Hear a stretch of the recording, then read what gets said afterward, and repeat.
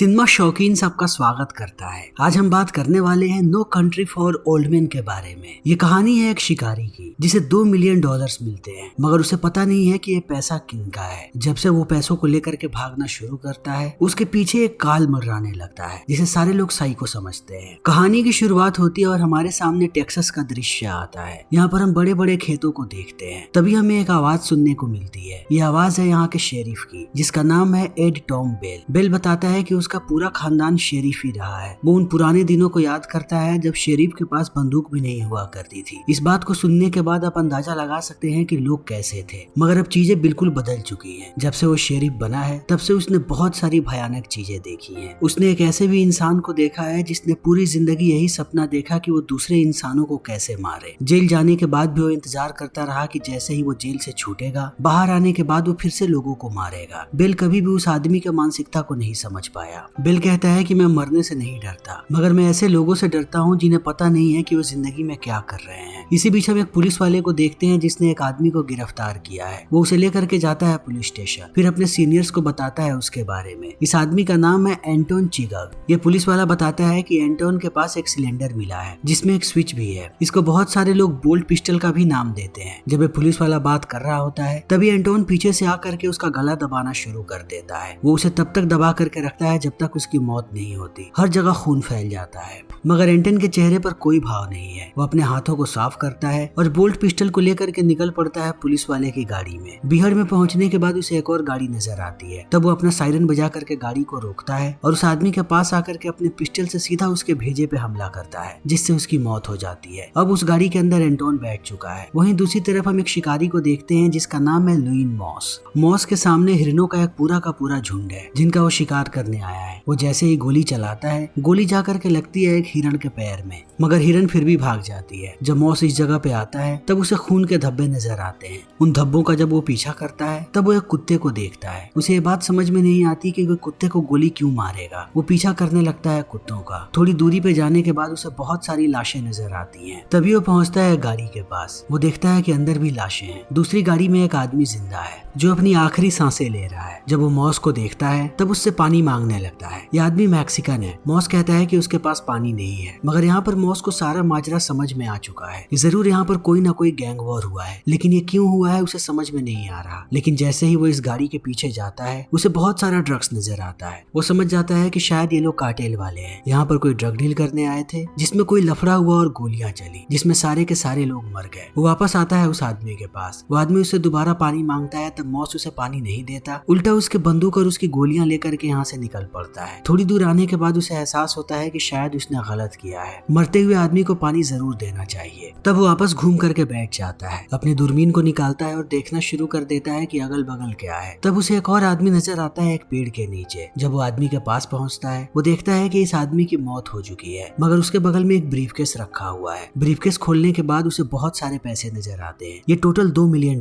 है। मॉस को लग रहा है कि अब सारे लोग मर चुके हैं, ये पैसा शायद उसका है। वो पैसे को उठाता है और सबकी बंदूकें और गोलियां लेकर के यहाँ से निकल जाता है। शाम होते होते वो पहुंचता है अपने घर, मगर घर के अंदर वो सारे हथियारों को लेकर के नहीं जाता। वो ज्यादातर हथियारों को छुपा देता है अपने घर के बाहर और ब्रीफकेस के साथ पहुंचता है घर के अंदर। तब हम उसकी पत्नी को देखते हैं जिसका नाम है कार्ला। कार्ला कहती है कि इस ब्रीफकेस में क्या है। मॉस कहता है कि बहुत सारे पैसे। तब कार्ला एक के बाद एक सवाल पूछने लगती है, मगर मॉस उसके सवालों का जवाब नहीं देता और सो जाता है। रात में कार्ला सो रही है, मगर मॉस को नींद नहीं आ रही। वो बार बार उसी आदमी के बारे में सोच रहा है जो मर रहा था। उसे बहुत दुख हो रहा है कि उसने मरते हुए आदमी को पानी तक नहीं पिलाया। अपनी इस गिल्ट को मिटाने के लिए वो पानी भरता है और वापस जाने लगता है उसी बीहड़ में उस आदमी को पानी पिलाने के लिए। वो जैसे ही वहाँ पहुँचता है देखता है कि उस आदमी की मौत हो चुकी है। तब उसे एहसास होता है कि ये उसकी जिंदगी का सबसे गलत फैसला था, क्योंकि यहाँ पर एक गाड़ी आ चुकी है और ये सारे लोग बहुत खतरनाक हैं। जैसे ही गाड़ी वाले यहाँ पर आते हैं उन्हें मॉस की गाड़ी नजर आ जाती है। वो अलर्ट हो जाते हैं कि यहाँ पर कोई और भी है। वो मॉस का इंतजार कर रहे हैं। मॉस भी डरा हुआ है और यहाँ से भागने की कोशिश करता है। तभी उन लोगों की नजर पड़ जाती है उस पे। वो अंधाधुंध गोलियां चलाने लगते हैं। एक गोली आकर के लगती है मॉस के कंधे में। तब मॉस जाता है पानी में कूदने के लिए। इस चीज को देखने के बाद वो लोग अपने कुत्ते को उसके पीछे छोड़ देते हैं। ये कुत्ता बहुत ही खतरनाक है, ये एक पिटबुल है। वो पानी में पीछा कर रहा है मॉस का। मॉस तैर करके उस किनारे आने की कोशिश करता है, मगर कुत्ता अभी भी उसके पीछे है। वो दूसरे किनारे पे आता है और तुरंत अपनी बंदूक निकाल करके कुत्ते को शूट कर देता है, वरना वो कुत्ता उसे मार देता। अब मॉस वहाँ से बहुत ही दूर आ चुका है। उसे एहसास है कि उसके कंधे पे गोली लगी है, वो घायल घायल है, उसे जल्दी से अपना उपचार करना पड़ेगा। तभी दूसरी तरफ हम एंटोन को देखते हैं गैस स्टेशन पे। वो दुकान के अंदर जाता है और वहाँ पर अपने लिए कुछ चीजें खरीदता है। धीरे धीरे दुकान के मालिक को एहसास हो जाता है कि ये आदमी बहुत ही खतरनाक है, इससे बच करके रहना पड़ेगा। जब उसे डर लगता है तब वो एंटोन को कहता है कि अब तुम्हें जाना पड़ेगा, मुझे दुकान बंद करनी है। तो मामला और भी खराब हो जाता है। एंटोन अपनी कॉइन निकालता है और कहता है कि कॉइन टॉस पे आज तक तुम कितना हारे हो। इस आदमी को ये बात समझ में नहीं आती। तब वो टॉस करता है और उससे पूछने लगता है कि हेड्स या टेल्स। ये आदमी कंफ्यूज हो जाता है, मगर इसे पता है कि अगर इसने गलत जवाब दिया तब एंटोन उसे मार देगा। वो डरते हुए जवाब देता है, मगर इस आदमी की किस्मत अच्छी है कि ये जीत जाता है। तब एंटोन जाने लगता है, मगर जाते समय उस आदमी को कहता है कि इसे कोई साधारण सिक्का मत समझना, ये तुम्हारा लकी सिक्का है, हमेशा इसे अपने दिल के पास रखना। इतना कह के वो निकल जाता है। रात में कार्ला को लगता है कि उसके घर के पास कोई आया है। वो जैसे ही बाहर आती है उसे मॉस नजर आता है घायल हालत में। तब वो घबरा जाती है। मॉस तुरंत अंदर आता है और अपने घाव का उपचार करते हुए कहता है कि अब तुम्हें कुछ दिनों के लिए अपनी माँ के पास जाना पड़ेगा। कार्ला कहती है कि आखिर चल क्या रहा है। तब मॉस उसे पूरी बात बताता है कि बीहड़ में मुझे $2 मिलियन मिले थे। जब मैं बीहड़ में वापस गया तब उन लोगों ने मुझे देख लिया। मेरी गाड़ी का नंबर भी उनके पास है, यानी कि वो जल्दी ही ट्रैक करके यहाँ तक पहुँच जाएंगे। अगर तुम यहाँ पर रही तब कुछ भी हो सकता है। तुम्हारी भलाई इसी में है कि तुम यहाँ से निकल जाओ। कार्ला उसकी बात सुनती है और चली जाती है। तब दोबारा बीहड़ का दृश्य आता है। यहाँ पर हमें पता लगता है कि ये पैसा जिसका है उसने एंटोन को हायर किया है रिकवरी के लिए। एंटोन बीहड़ में आता है और 2 लोगों से सारी जानकारी लेता है। वो मॉस के गाड़ी का नंबर नोट करता है और जरूरत की सारी चीजें इन दोनों से मांगता है। अपनी चीजें मिलने के बाद वो इन दोनों को भी मार देता है। सुबह सुबह हम पहली बार देखते हैं शेरिफ टॉम बेल को। टॉम अपने डेप्यूटी शेरिफ के साथ पहुंचता है उस जगह पे जहाँ पे एंटोन ने अपनी गाड़ी को जला दिया है। इस गाड़ी को देखने के बाद ये लोग पीछा करने लगते हैं पैरों के निशान का। तब ये लोग पहुंच जाते हैं मॉस की गाड़ी के पास। वहां जाने के बाद ये लोग देखते हैं कि गाड़ी का नंबर प्लेट गायब है, मगर टॉम यहाँ के हर एक आदमी से वाकिफ है। उसे पता है कि ये मॉस की गाड़ी है। धीरे धीरे जब ये लोग आगे बढ़ते हैं तब उस जगह पे पहुंच जाते हैं जहाँ पर लाशें बिछी हुई हैं। सारी लाशों को देखने के बाद टॉम को समझ में आता है कि 2 लोगों को हाल ही में मारा गया है, वो बाकी लोगों के साथ नहीं मरे हैं, यानी कि मामला बहुत ही खराब होने वाला है। दूसरी तरफ हम देखते हैं एंटोन को जो मॉस के घर पे पहुंच चुका है। वो अपनी पिस्टल का इस्तेमाल करके सबसे पहले दरवाजे को तोड़ता है, फिर अंदर आकर के देखने लगता है। अंदर देख करके उसे एहसास हो जाता है कि मॉस को ये बात पता थी कि ये लोग आने वाले हैं, इसीलिए वो भाग चुका है। तब एंटोन यहाँ चुपचाप बैठ करके दूध पीता है और बाकी चीजों के बारे में पता लगाता है कि आखिर मॉस कहाँ गया होगा। तभी हम मॉस को देखते हैं जो कार्ला को बस में बैठा रहा है। वो उसे कहता है कि अब हमारी जिंदगी बदलने वाली है। जब मैं इन सारी चीजों को ठीक कर दूंगा तब तुम्हें छोटे मोटे काम करने की जरूरत नहीं पड़ेगी, हम आलीशान जिंदगी बिताएंगे। दूसरी तरफ एंटोन उस जगह पे पहुंचता है जहाँ पर मॉस काम करता है। जब वो मॉस की जानकारी मांगता है तो यहाँ बैठी महिला उसे कोई जानकारी नहीं देती। तब वो तैयारी करने लगता है उसे भी मारने की। तभी उसे कुछ पैरों की आहट सुनाई पड़ती है। तब एंटोन यहाँ से निकल जाता है। वो नहीं मारता इस महिला को। दूसरी तरफ टॉम पहुंचता है मॉस के घर पे। वो देखता है कि ताला टूटा है। जब ये लोग अंदर जाते हैं तब इन्हें दूध की बोतल भी नजर आती है। टॉम कहता है कि शायद मॉस को ये बात पता है कि उसके पीछे कैसे लोग लगे हुए हैं, इसीलिए वो भाग रहा है, मगर ये लोग बहुत ही खतरनाक हो सकते हैं। मॉस बस स्टेशन से सीधा एक कैब लेता है और पहुंचता है एक सस्ते मोटेल में। कमरा लेने के बाद वो अंदर आता है और एयर डक को तोड़ करके ब्रीफकेस को अंदर डाल देता है ताकि किसी को भी ब्रीफकेस नजर न आए। मगर एंटोन अपने काम पे लगा हुआ है। उसने मॉस का फोन बिल निकाल लिया है, जिसे उसे कार्ला की माँ के घर का नंबर भी मिल गया है। वो वहाँ पे कॉल करता है और मॉस के बारे में पूछता है। दूसरी तरफ मॉस आया है शॉपिंग पे ताकि वो अपने आप को और क्लीन रख सके। शॉपिंग करने के बाद रात में जब वो मोटेल वापस आता है उसे वैसी ही गाड़ी नजर आती है जैसी गाड़ी को उसने बीहड़ में देखा था। तब मॉस बिना किसी को कुछ बताए यहाँ से निकल जाता है। दूसरी तरफ हम देखते हैं एंटोन को जो कार्ला के घर पे जा रहा है। तभी डिप्टी शेरिफ पहुंचता है टॉम के पास और बताता है कि हमें एक और लाश मिली है रोड पे, मगर उसके सर के अंदर कोई गोली नहीं है। तब टॉम परेशान हो जाता है। वो कहता है कि ऐसा कैसे हो सकता है। उन्हें ये बात पता नहीं है कि एंटोन एक कैप्टिव पिस्टल का इस्तेमाल करता है।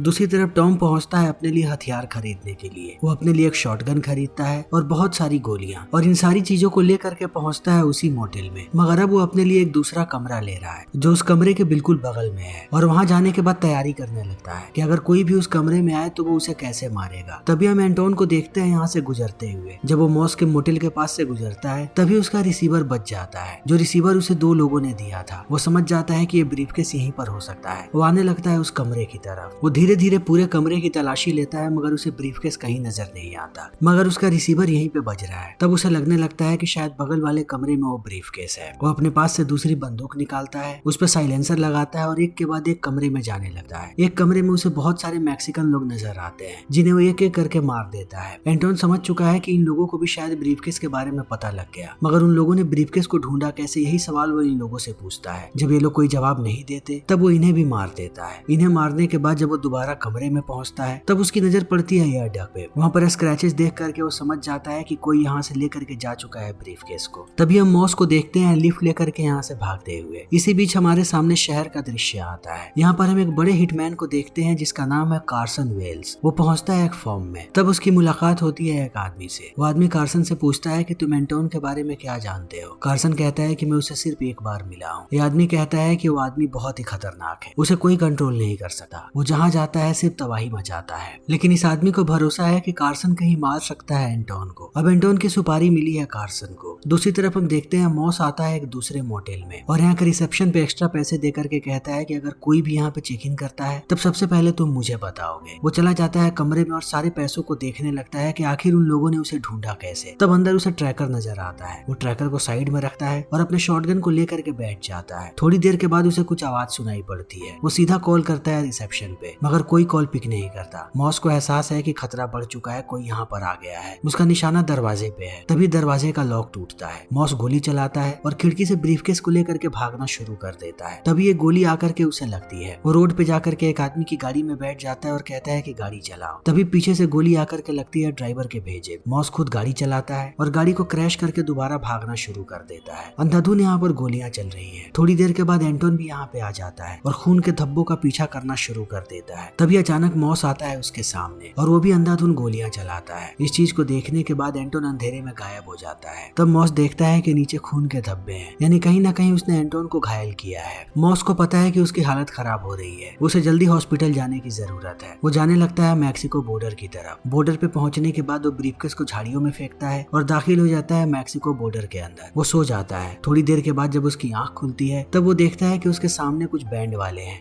वो उनसे कहता है कि मुझे हॉस्पिटल लेकर के चलो। दूसरी तरफ हम देखते हैं एंटोन को जो अपनी गाड़ी में आग लगाता है और चला जाता है एक फार्मेसी में। जैसे ही गाड़ी ब्लास्ट होती है चारों तरफ भगदड़ मच जाती है। इस चीज का फायदा उठा करके एंटोन अपने लिए सारी चीजें ले लेता है और थोड़ी देर के बाद वो बाथरूम में जा करके अपना उपचार करता है। वो खुद ही अपने आप को पेन किलर वाला इंजेक्शन भी लगाता है। तभी हम देखते हैं टॉम को। उसे डेप्यूटी आकर के बताता है कि वहाँ पर हमें जितनी भी गाड़ियां मिली थी उनका नंबर प्लेट ट्रैक करने के बाद पता लग रहा है कि वो सारी की सारी गाड़ियां मरे हुए लोगों के नामों पे रजिस्टर्ड है। वो कहता है कि हमें फिर से उस जगह पे जाना चाहिए, मगर टॉम कहता है कि नहीं, मैं पहले मॉस की पत्नी से मिलने जा रहा हूँ। तभी हम मॉस को देखते हैं मैक्सिको के एक हॉस्पिटल में। जब उसकी आंख खुलती है तब वो अपने सामने कार्सन को पाता है। कार्सन उससे कहता है कि मुझे बताओ एंटोन कहाँ पे है। मैं तुमसे बहुत ही ज्यादा प्रभावित हूँ कि एंटोन तुम्हारे पीछे आया, तुम्हारे सामने आया और तुम अभी भी जिंदा हो। ये बहुत बड़ी बात है। इतना कहने के बाद कार्सन उसे कहता है कि मुझे बताओ $2 मिलियन कहाँ पे है, क्योंकि बिना उसके मैं तुम्हें बचा नहीं पाऊंगा। मेरे पास कुछ तो ऐसा रीजन हो कि मैं तुम्हें बचाऊं। मॉस झूठ बोलते हुए कहता है कि वो सारे पैसे मुझसे खत्म हो गए। कार्सन हंसता है और कहता है कि तुम एंटोन को नहीं जानते, वो जल्दी ही तुम्हारी पत्नी को मार देगा। अगर तुम्हें डील करनी हो तो मैं ईगल होटल में ठहरा हूँ, आकर के मुझसे वहाँ मिलो। इतना कह के वो निकल जाता है। तभी हम टॉम को देखते हैं जो कार्ला से बात कर रहा है और उसे बताता है कि बहुत ही बड़ी मुसीबत में मॉस फंस चुका है। कार्ला कहती है कि तुम शायद मेरे पति को नहीं जानते, उसे पता है कि मुसीबत से कैसे निकलना है। टॉम कहता है कि तुम्हें पता नहीं कि ये मुसीबत कितनी बड़ी है। तभी हम कार्सन को देखते हैं जो मैक्सिको के बॉर्डर पे टहल रहा है और वो नीचे झाड़ियों की तरफ देख रहा है। उसे पता है कि मॉस जब मैक्सिको पहुंचा तो उसके पास ब्रीफकेस नहीं था, यानी दाखिल होने से पहले उसने बॉर्डर पर ही कहीं ब्रीफकेस को फेंका है। कुछ देर यहाँ घूमने के बाद उसकी नजर पड़ जाती है ब्रीफकेस पे। तब वो सीधा वापस आता है अपने मोटेल। जब वो सीढ़ियों पे होता है तभी वो देखता है कि एंटोन उसके पीछे है। एंटोन उसे डरा के लेकर के जाता है उसके कमरे में और उस पे अपनी बंदूक तान करके कहता है कि मुझे बताओ तुम यहाँ पर क्यों आए हो। कार्सन कहता है कि मुझे मारने की जरूरत नहीं है, मैं तुम्हें बता सकता हूँ कि वो ब्रीफकेस कहाँ पे है। अभी इनकी बातें चल ही रही होती है तभी फोन बजता है। कार्सन और एंटोन दोनों समझ जाते हैं कि ये कॉल मॉस का है। एंटोन सीधा मार देता है कार्सन को। वो कॉल उठाता है। थोड़ी देर बात करने के बाद मॉस को पता लग जाता है कि वो एंटोन से बात कर रहा है। एंटोन उसे कहता है कि मेरे पास तुम्हारे लिए एक डील है, उस ब्रीफकेस को लेकर के आओ मेरे पास, बदले में मैं तुम्हारी पत्नी को जिंदा छोड़ दूंगा। और मॉस भी डरा हुआ है। वो कहता है कि वो ब्रीफकेस को लेकर के आ रहा है। यहाँ से निकलते ही वो पहुंचता है मैक्सिको के बॉर्डर पे। तब उसे एक अमेरिकी सिपाही रोकता है और कहता है कि हॉस्पिटल के कपड़े में तुम यहाँ तक कैसे आ गए, तुम कौन हो। तब उसे मॉस बताता है कि वो कभी अमेरिकी सिपाही हुआ करता था, उसने वियतनाम में युद्ध भी लड़ा है। इस बात को सुनने के बाद वो गार्ड उसे खुद ला करके अमेरिका के अंदर छोड़ता है। मॉस अपने लिए कुछ कपड़े खरीदता है और उस जगह पे पहुंचता है जहाँ पर ब्रीफकेस है। ब्रीफकेस लेते ही वो सबसे पहला कॉल करता है कार्ला को। उसे बताता है कि तुम्हारी जान खतरे में है, तुम बाहर आकर के मुझसे एक होटल में मिलो, मैं तुम्हें पैसे दूंगा और दूसरे देश भेज दूंगा। कार्ला मान जाती है।